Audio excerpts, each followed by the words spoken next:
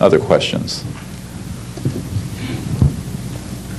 Thank you. My name is Murray Felsher. I publish a newsletter downstairs here called the Washington Remote Sensing Letter that deals with reconnaissance and surveillance of the Earth from space. My question is this. Since 1972, with the launch of Landsat 1, and now with the launch of commercial space imagery, there are some archived, I would say, upwards of 35 million photographs of the Earth from space. And not one of them has shown a flying saucer. Are you suggesting that these have been airbrushed out? We're suggesting that there is a system before the public gets hold of anything that's off of a government-connected satellite. There is a compartmented operation that does indeed sanitize them from this type of evidence. And I think the testimony of the gentleman who was with the Defense Intelligence Agency, Mr. Maynard, Ms. Hare, and others would substantiate that. We have other witnesses who have been involved in projects where such items have been sanitized out. It could also be that if you did a thorough search, you might find a few that slipped through. We obviously haven't had the research dollars to go through all the millions of images that are cataloged to look for them, but we do know there's been a very thorough sanitizing of this. And people should not be naive about the extent to which covert programs using billions of our tax dollars have been able to effectively hide this. This is one of the sort of myths of both the media and the public. It's sort of a Pollyanna myth that we live in a society where such things could not be done. In fact, they are done, and we can prove that they have been done. Discredit these entire proceedings here, and I'm wondering how your screening process went. Can you tell us a little bit about your satisfaction level with that? Well, I'm very satisfied that these are genuine and good people who are speaking truthfully. Out of 400 people that I'm dealing with, not 20 times this number, have I been fooled? Yeah, I'm an emergency doctor. Let me say something. People come into the emergency department with flank pain, riding on a stretcher. What have they got? A kidney stone, right? Yeah, well, some of them go into the bathroom, prick their finger, and squeeze blood into the water, the urine sample, to show that they have blood in their urine so they can get a narcotic injection.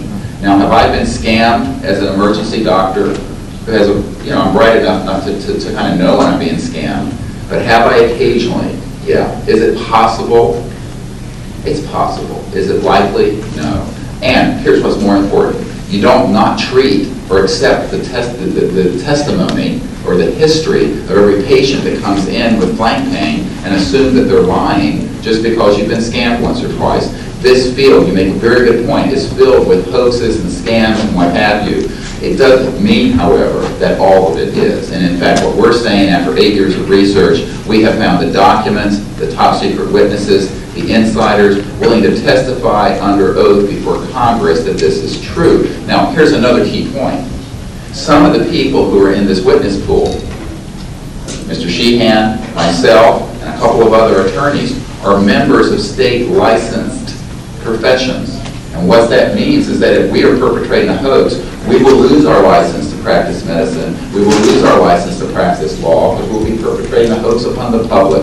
So what I would say to you is that the group of people before you are very credible, and the others whom we have identified are. We are not the CIA. We have not been able to do a $50,000 background check on each person. I'll give you that caveat. But we have done very serious interviews and vetting. And by the way, these people have presented their DD-214s, their defense forms, other documentation that show the two DD-214s and others that show that they were in the military at a certain place and a certain time. So we're very comfortable that, in fact, that the weight of the testimony will carry the day here and that this is real.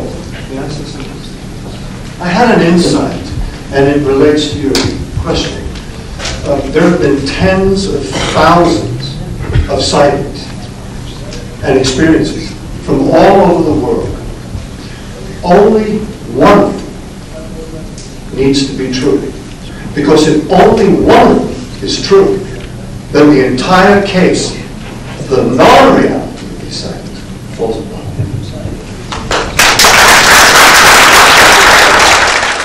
Such evidence out of the public domain, yes.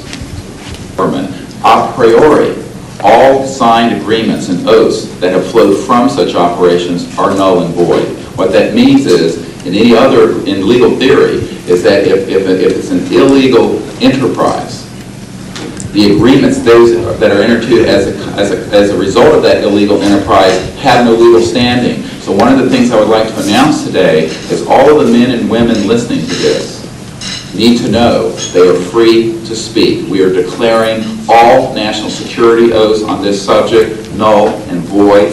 They have flowed from illegal operations that have no standing constitutionally.